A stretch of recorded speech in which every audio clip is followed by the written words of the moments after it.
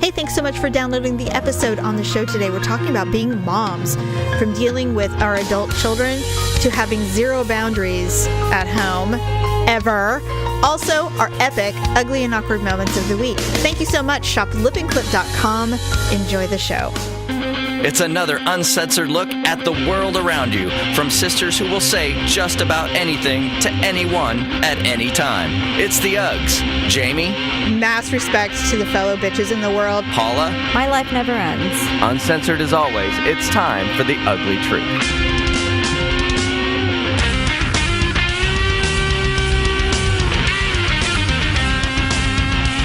Welcome to the Ugly Truth. It is episode 338. I am so mentally drained. I can't even with it. Okay, so I'll read or digest this as quickly as I can so I can give you all the details and you can ask me questions because I know all these stuff out. Okay. As you know, Mackenzie, my 23-year-old daughter, is a pastry chef. And she works at the cutest little French bakery. Mm-hmm. She's the assistant pastry chef over there, so she does a lot of stuff.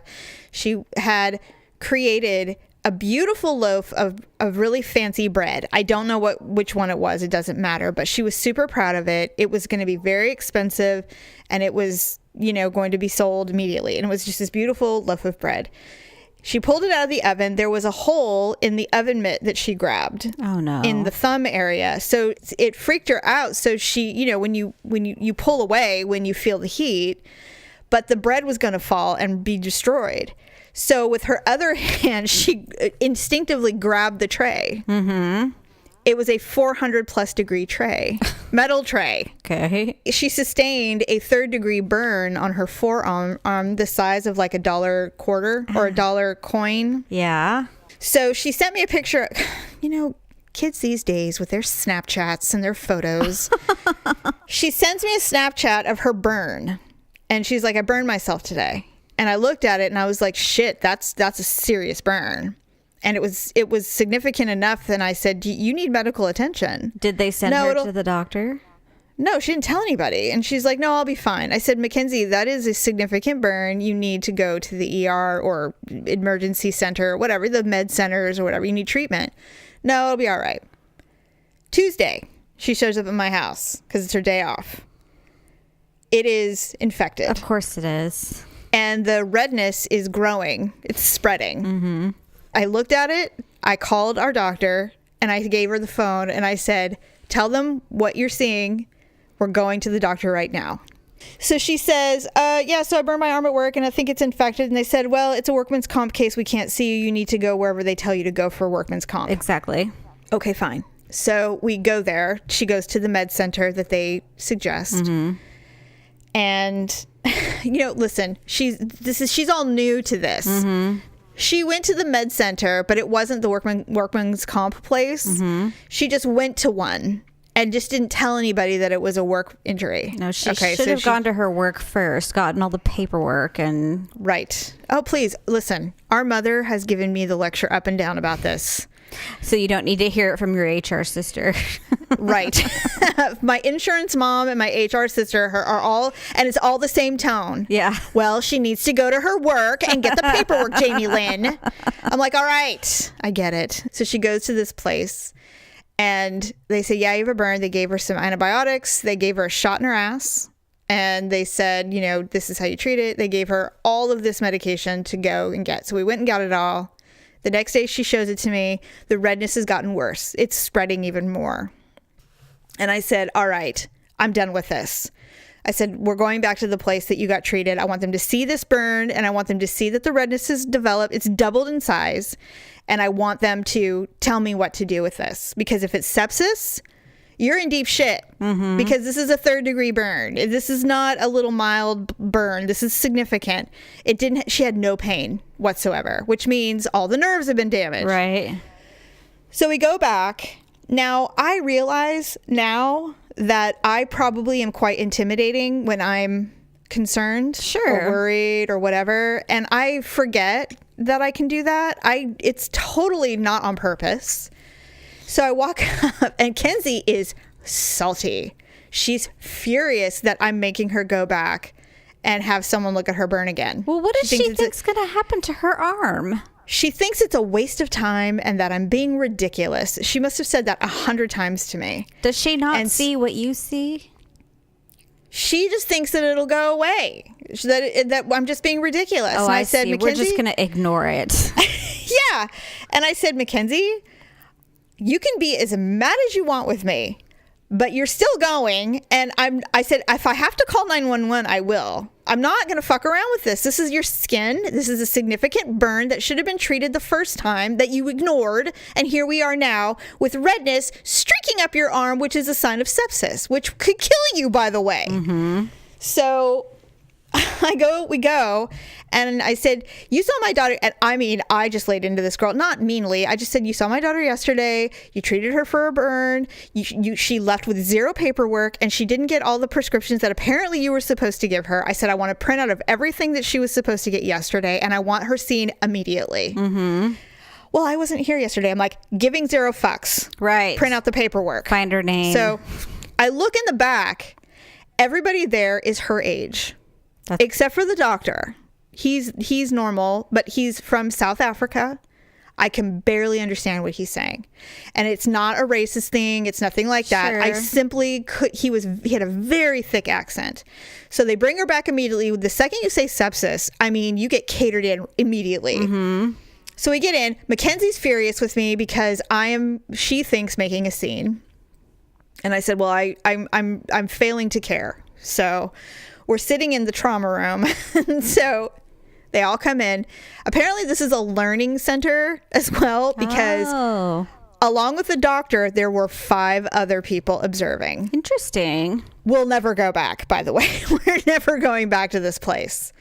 And I said, I'm not here for more medicine. I am not here to question anything that happened yesterday. I am here for you to look at this burn, see the significance of the redness and how it's developed overnight, doubled in size from the wound. I want to know what we're going to do about it, because obviously the antibiotics aren't strong enough or something's not working. Now, in my opinion, I know what's going to happen. She needs to go to the ER and she needs to get an IV of antibiotics. Mm-hmm. That will knock this out. And he's talking about the burn and how she probably should have gone to the burn center and all this stuff. And I'm like, oh my God. I'm like, okay. And I said, so what are you saying? He goes, well, I can give her a different antibiotic that she can take. She should have gotten a burn cream, which she did not get, which I'm going to get written up right now. And I said, do you think she needs to go to the ER? And he said, the level of care I can give her, I've done all I can do for her. She should go to the ER if you want to do more. And now I feel like he was being a bit patronizing to me, but I couldn't tell because of the accent. That was the problem. I know that I looked like an upset, worried mother, mm-hmm. because I was worrying all the other children in the room. They mm-hmm. had a look on their face like, what are you going to do, Doc? Right. You know? But I said, can you make a call so we can just go over there and they're expecting us? Are we at that level of urgency? Like, what are we doing? And he said, I can't make that call for you. Now, initially, I thought he was saying what you and I would say if someone's asking for your opinion and you go, I can't make that call. I don't know. Right? Mm-hmm. He was saying, I logistically, I cannot make a phone call for you to go over there. You can call, I don't even think you should call an ambulance necessarily, but she does need to go to the ER. So I turned to Mackenzie. I said, are you hearing what he is saying? You need to go to the ER. And she's like, I am not going to the ER. I said, all right, fine. I'm getting, he's going to write up this prescription crap. They're giving her a tetanus shot because she refused the tetanus shot the day before. Why did she refuse it? She didn't want it. Well, she already got a shot in her butt. What's the difference? The shot in her butt was antibiotics. I know. So I'm just saying, so she's already getting a shot. What's the difference? I don't know. And so the one nurse, she goes, did you burn your arm on a metal pan? And she said, yeah. She goes, you really need to get a tetanus shot if it's been more than 10 years. It's been 15 years. And I said, get the shot. Mm-hmm. So now, so Mackenzie and I are now in a full blowout in the room. She's like, you're being ridiculous. This is unnecessary. You're wasting everybody's time. And finally, she said something in a tone. And I said, shut the fuck up and don't talk to your mother like that. You will not lecture me. I am not old and senile. all right, this is serious. Get your fucking shot. And we're going to the ER. And she's like, I am not going to the ER. And so she's like, and you're yelling and people are listening. I go, because you're being ridiculous. Yes. So I said, I'm leaving. So I went outside, got in the car, and called mom. Oh my God. I was so mad and very, very worried, obviously. Right. So I called mom and I told her everything that was going on. And she goes, Jamie, she's operating from a section of, she's operating off of fear. She can't believe how serious this is. And she's just like you. She goes, I don't know what it is. And of course, our mom, I don't know what it is with you Campos girls. And she goes, and honestly, I don't even know why we call it Campos, because me and your grandmother and your great grandmother have all been the same. We're ridiculously stubborn and angry over everything. And I said, I don't know, Mom. I really don't. And she goes, she's just like you. So she gets out of the car, so I'm talking to Mom, and I said, here's what he's saying. He's saying there's nothing more he can do, and that if I'm still concerned, I should go to the ER, is what I heard, is what he told me. Right. So Mackenzie gets in the car. First of all, she hung up on her mother, by the way. What? When we were in the waiting room, and I had called her because Mom wanted to know what was going on. And I said, we're still here. We're never coming back after this, by the way, and stuff like that. I said, talk to your grandmother. Hello, grandmother. It's a waste of our time. So she's doing that. The doctor comes in and she immediately hangs up the phone. And I looked at her. I said, did you just hang up on your grandmother? She's like, yes. I'm like, how dare you? So I called her back. I said, Mom, I am so sorry. She goes, it's fine. Is the doctor in there? I go, yeah. She goes, all right, just call me back. So we're in the car and I'm telling her how furious I am at her. And she's like, Jamie, she's just like you. You do the same crap. She goes, do you want to recant and talk about the time that you literally had a dead intestine in your body and you refused to go to the emergency room for hours? And finally your husband had to literally drag you out of the house. I'm like, oh yeah, that's right. I forgot. I totally forgot about that. That's true. I said, all right, fine. She's just like me. And so she got in the car and she's telling Mom everything because she's not talking to me. So she's telling Mom everything. She goes, well, the doctor did say I should go to the ER. I know. Yes, I know. Ultimately, we did not go to the ER. We went home. She ended up actually being allergic to the first antibiotic, which is why it wasn't working. And so we got the new antibiotic. We got the actual burn cream, everything like that.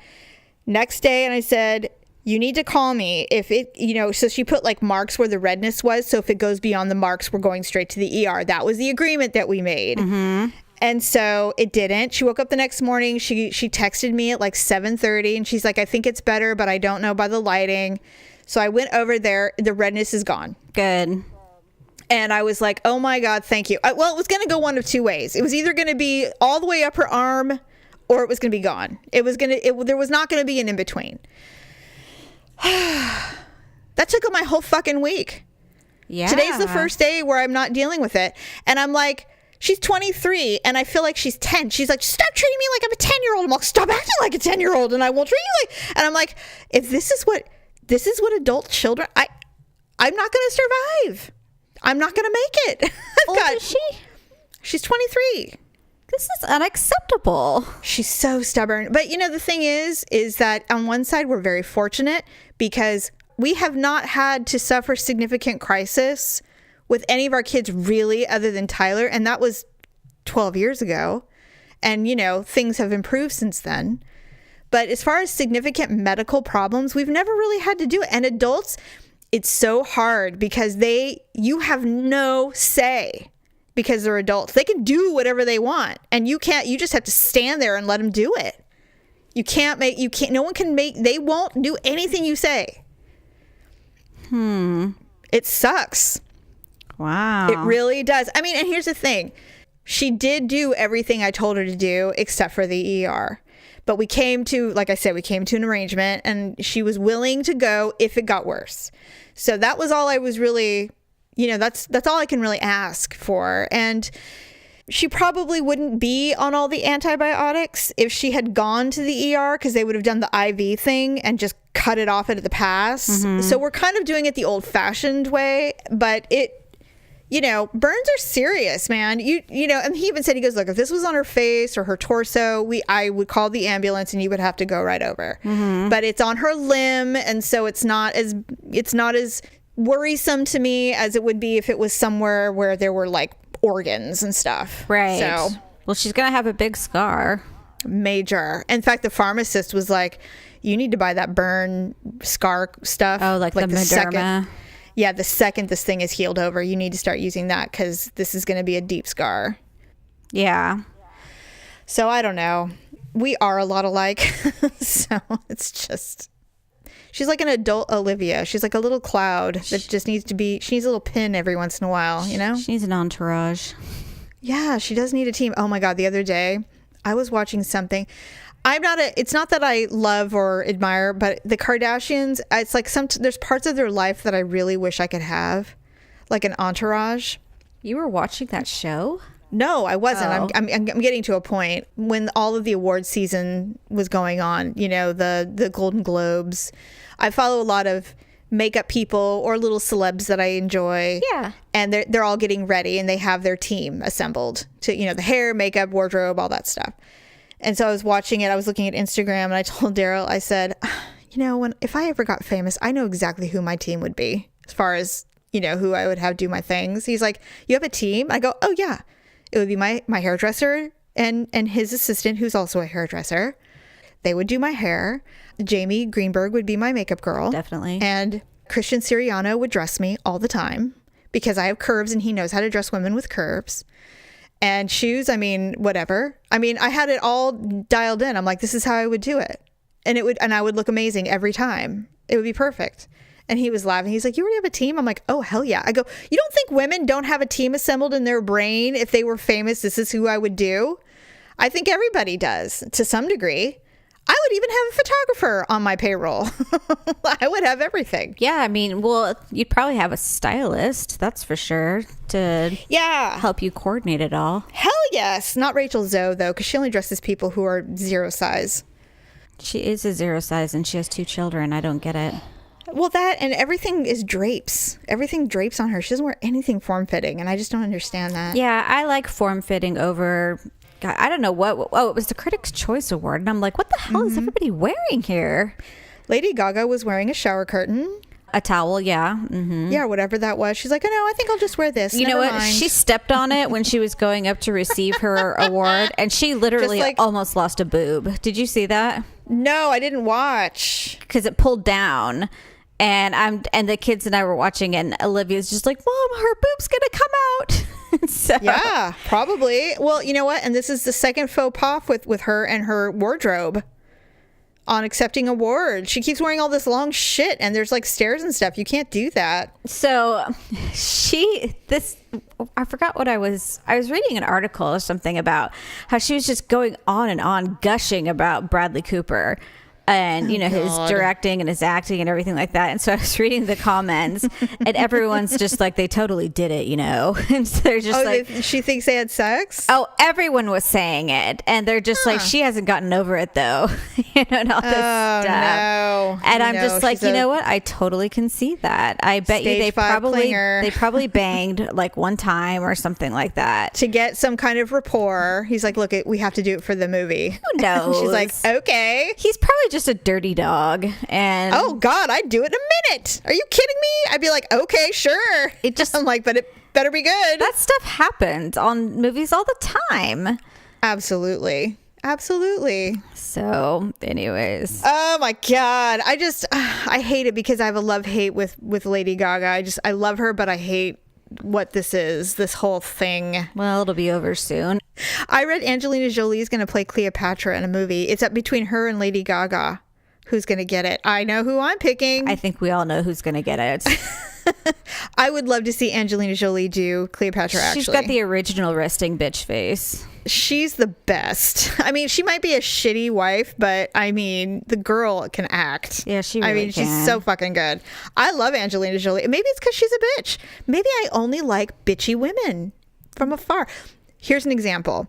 A couple weeks ago, Daryl and I went to Trader Joe's, and it was kind of late. It was like 7-ish, but it was still the point where this Trader Joe's that we go to, people come in after work, stop in, grab something for dinner, and walk out. That's kind of where the location is. It's right before you get into the suburbs. And so we go in there, and there's a woman who was waiting for us to get out of our car so that she could park next to us. She was not happy that we were taking a little too long to get out of the car for her. Was it me? No, I'm just kidding. No. I have serious road rage in parking lots. Oh, me too, especially in the Trader Joe's parking lot. They find the shittiest parking lots in towns, and they go, oh yeah, this is where we want to be. Where only Priuses fit. This is where we want. God. And I mean, listen, I get out of the car the second the key comes off, but sometimes we're gathering our bag or whatever, so it takes us 30 seconds instead of 10. But you're not sitting there checking your phone and then, with your brake lights on, and then 5 minutes passes by, and then suddenly you're like, oh, someone's waiting for me. Sorry. No, I was that just is catching definitely up not on me. my words with friends. No, that is not me. So we're getting out, and Daryl was getting the bags, and I did something. He goes, someone's waiting for the parking lot. And I go, and I'm giving 0 fucks. Who cares? I'm moving as quickly as humanly possible without flying. I mean, it's not like I'm sitting here going, oh, I don't know. I'm not sure if I really want to go in or not. It's not like you're jumping into the Batmobile. No. All of a sudden, it just zips out by fire. She was waiting for Daryl to get out so that she could pull in to the neighboring parking spot, essentially is what was happening. I got a glimpse of her face. She was irritated. And I'm like, well, fuck you. Well, she's going into Trader Joe's too.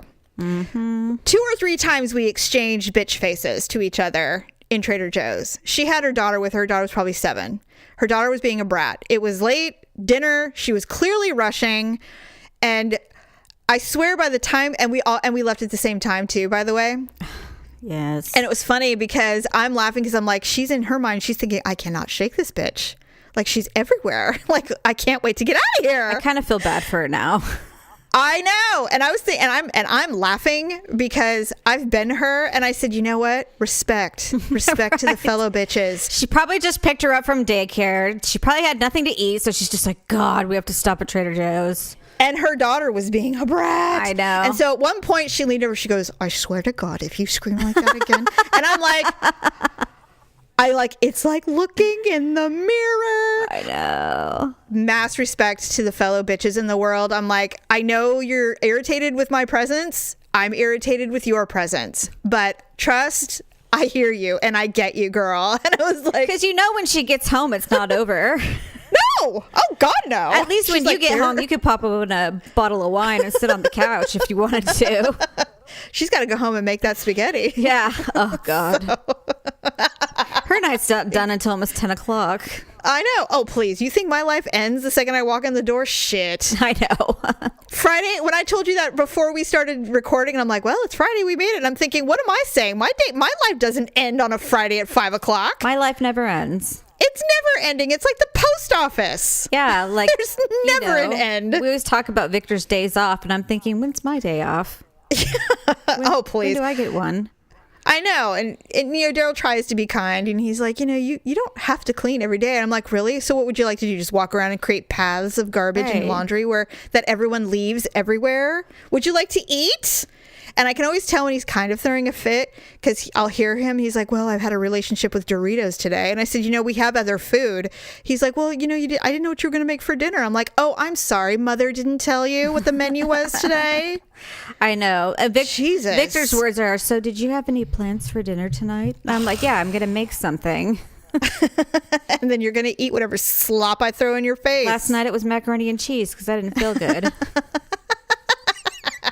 That's funny. Yeah, it's never ending. Don't tell me stay-at-home moms got it made. You think we sit around watching reality TV all day? You're high. It's a lie. Nope. I don't even know what I would do if I had 20, 30 whole minutes to myself without something banging on the door or texting.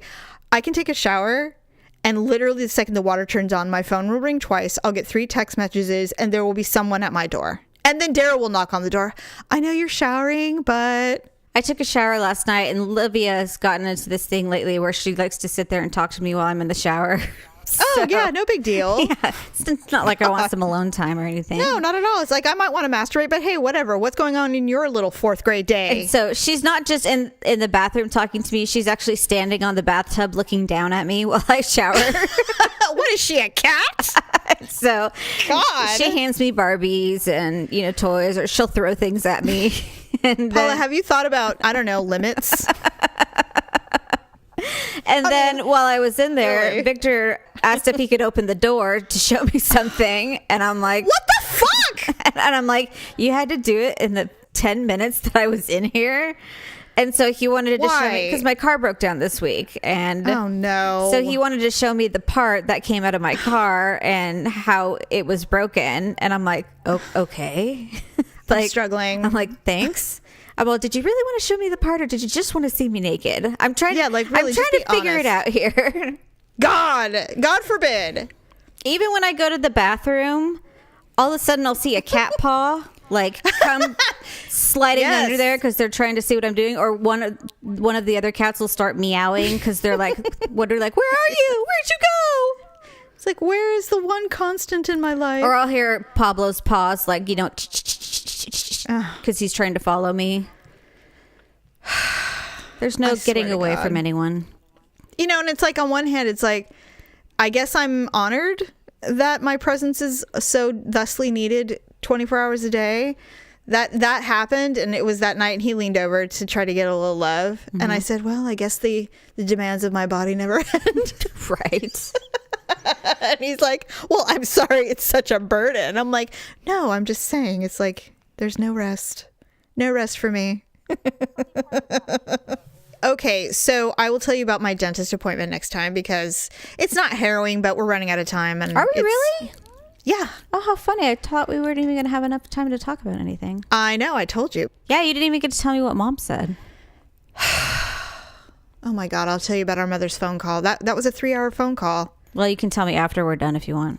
No, I'll tell you next week. But basically, it's funny how when our parents get older, you have to go through the phases of subject matter. Well, Mom just had a birthday, so is she feeling like especially old? Oh, yeah, I asked her about that, and I said, because, she doesn't really celebrate her birthday, and so she was like dead air. There was no trace of her for like 4 days. Did she forget that she turned 70? No, she did not. So I said, we were talking about something, and she goes, I just turned 70 years old. Ah! And I went, oh, I said, yes, I know. And I purposefully did not acknowledge you, because some people struggle with birthdays in this family, me included. When they have a 0 on them, we tend to struggle. And she's like, I go, how are you feeling? She goes, I'm fine. I'm like, Mom and I will always share landmark birthdays, because she was 30 or almost 30 when I was born. Yes. So I turned 40 this year, and then she turned 70. So she said something, and she goes, I still have all of your guys' Cabbage Patch dolls. Where the hell are those things? In a bin or in a bag somewhere in her house, in the bowels of her house. And I said, yeah. She goes, I keep trying to give them to you guys, but nobody wants them. And I said, well, why don't you want them? She goes, I still have your baby blanket that someone in my church made for me when I was, she goes, because I had your baby shower around this time before you were born. And I went, oh my God. She goes, I know, old, right? She goes, the thing belongs in a shadow box. It's like an antique. And I'm like, you are mean. She's horrible. My God. She doesn't want anything to remember her children. She doesn't even put pictures of us up. And I said, oh, she has them though. And I said, oh, she didn't tear those ones up? No. And I said, you're not doing a Swedish death cleaning, are you? She's like, no, of course not. And I said, well, then what are you doing? Why are you trying to unload all of our memories? I would rather take them than have you throw them away or donate them. But my God, Mom, don't you want anything of your past? She doesn't like clutter. She does not. Olivia's got the hoarding tendencies. Does she? Well, and then the worst part is she also doesn't put anything away. So her floor is just, it's like, short of stacked magazines. And has she carved a path out so she can get to her bed and back? Yeah. Oh, Paul, you can't allow it. I know we have to clean it up, but I mean, every time we do, we bought her this like big pink tent for Christmas one year. If you go in there, there's just a bunch of crap in there. It became another outlet for things. Storage. I think kids in general are like that. And it's weird how you can kind of ruin them one way or the other. Like, I know kids who absolutely cannot leave the house unless their bed is made and everything is put in its rightful place. They don't even know why they have to do it. They just know that if they don't do it, something bad will happen. Yeah. And then there's kids like ours who it's like, I know where everything is. I'm like, I can't even find you in here. Filthy. Yeah, like Malia, she was super clean always.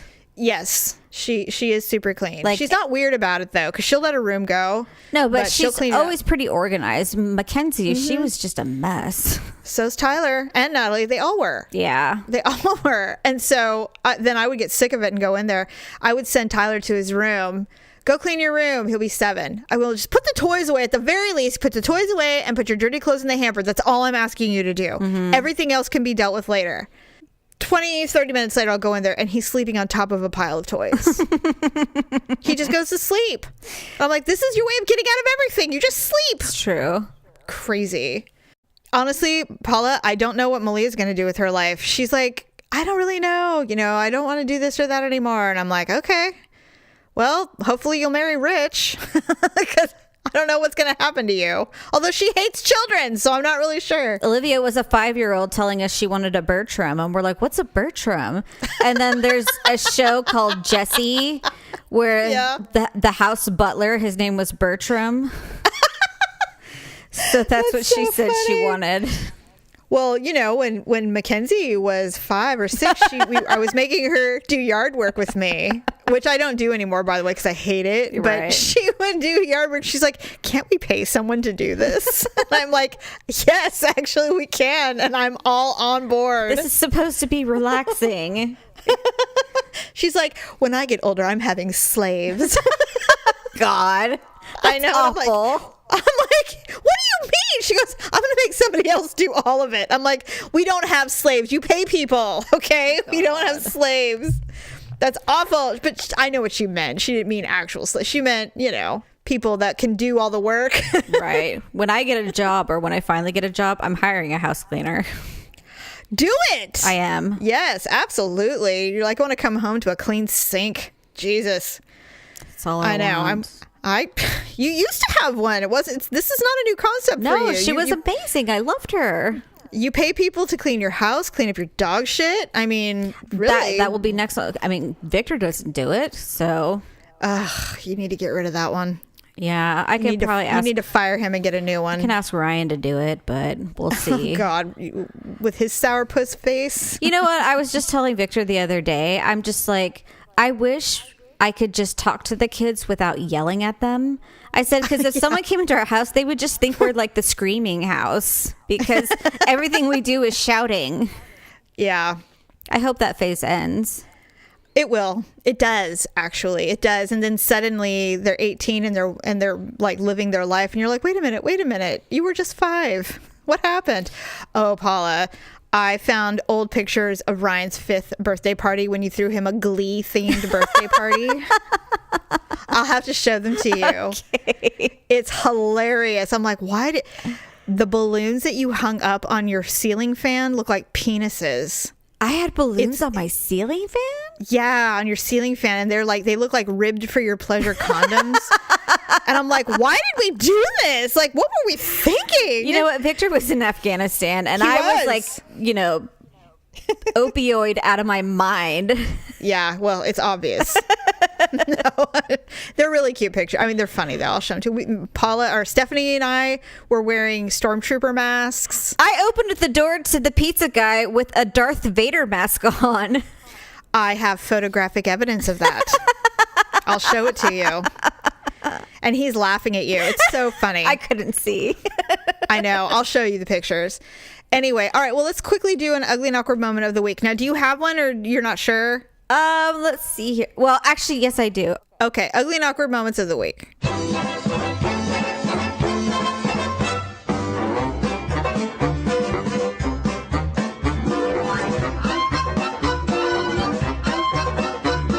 So I told you yesterday that I had a phone interview. Well, Yes. I haven't been going to bed like normal time lately. I've been going to bed super late lately, and I think it's just stress. And Yeah. so my interview was at like 1:00. And so I was sitting on the couch and I just started getting really sleepy. And so I'm just like, well, I'm just going to close it was like 12:30. And so I had a half an hour before they were going to call me. And so I'm like, well, I'm just going to close my eyes for a minute. And the next thing I know, my phone starts ringing. I'm like, and I open my eyes. So I'm like, oh God, it's them. It's 1:00. So I'm like, and I start clearing my throat. Oh no. Because I didn't want to sound like, hello. You know? So I'm like, hi. So I was like, hello. Whenever I do that, and it's mom, she's like, were you sleeping? Every time. I'm like, no, I'm awake. So it never fails. Fortunately, I did not sound sleepy. So oh, phew. Maybe because it had only been like half an hour. Oh my God! Talk about a power nap, Jesus! God, and you said it went well, so that's good. Out like that. I mean, I was dead asleep. You know, I had to sleep like that the other day. I woke up. And Daryl got up and I fell back asleep in the middle of the bed. I slept maybe 30 minutes and I felt like I slept 100 years. Oh, that must have been nice. It was amazing. I said, you really need to get up more when you're awake for the morning. Just get up. Get out of here. Because man, I sleep good when you're not here. Anyway, okay, that's really funny. Okay, mine. Daryl and I have a couple of wine clubs in this really cute town called Sutter Creek. It's in Amador County. It's a little tiny place. It's one of those like those old gold mining towns, but it's kind of renovated. And so there's like a million antique shops and little bars and stuff like that. It's a really cute town. I mean, we've been there. We've walked up and down the town several times. I don't need to see it again, but we have wine clubs there and they don't really ship because they're kind of smaller. So we have to go like once every few months to get the wine. Oh, okay. And so there's one it's essentially like a hobby wine place for this couple that owns the winery. They both work full time. She's a labor and delivery nurse, and her husband, who this is his baby, basically he's an attorney. Oh. So they're very, very busy, but they spend their weekends doing this because they just love it so much. So we love that. And so we have their wine. So we went in to pick it up. Every single time we go in there, I have an awkward moment. I don't know what it is. I'm really not sure. This is the one where Daryl thinks I flirt with the husband, the owner. Oh, okay. But I don't mean to. I never do. I just really like hearing their stories. They have so many amazing stories, and I just like to hear the stories.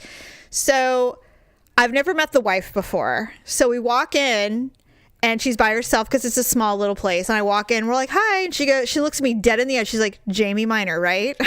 How did she know? I don't know. And I said, yeah. She goes, hi, nice to finally meet you. And I'm like, oh, shit. Oh, God, she's heard about you. She has. Like, enough to where she could just recognize you. Why? Were you wearing a see-through shirt with your nipples hanging out? No, I was not. I was bundled up. And so I was like, in my mind, I'm like, okay, I'm not sure how to take this yet. I'm not sure. But luckily, you know, Daryl's there and we're clearly very happily married. I mean, you know, it's nothing weird. So we sit down. She's like, yeah, let's do a tasting. I'm like, okay. So I'm like, I'm not saying no to anything she says because clearly I don't know. It felt weird. So I've got my big chola hoops in. Yes. Which I love. And so I'm wearing them. And then we're just chit-chatting and we're talking and she's getting to know me and she's relaxing and she's I think realizing that I just am a chatty person and I wasn't flirting or anything like that. Not intentionally anyway. And so suddenly I hear a click and my earring falls off. And I grabbed the hoop and I went, oh my God, my earring just fell out. And the back moved somewhere else. And she goes, oh, where'd the back go? I go, I'll get it later. She goes, why? What happened? I go, it's in my bra. She starts to laugh.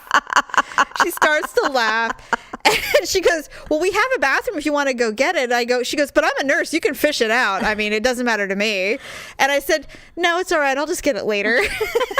We just kept drinking. So then it's finally time to leave. And I'm like, well, thank you. It was so nice meeting you. Really great. Blah, blah, blah. So we get up and walk out and another couple had walked in to sit down and try some wine. The second I get up, that thing fell right out of my bra and onto the floor. Oh, God. And I went, and then Daryl's like, oh, there it is. You're all, So thanks, I'm like, Captain Obvious.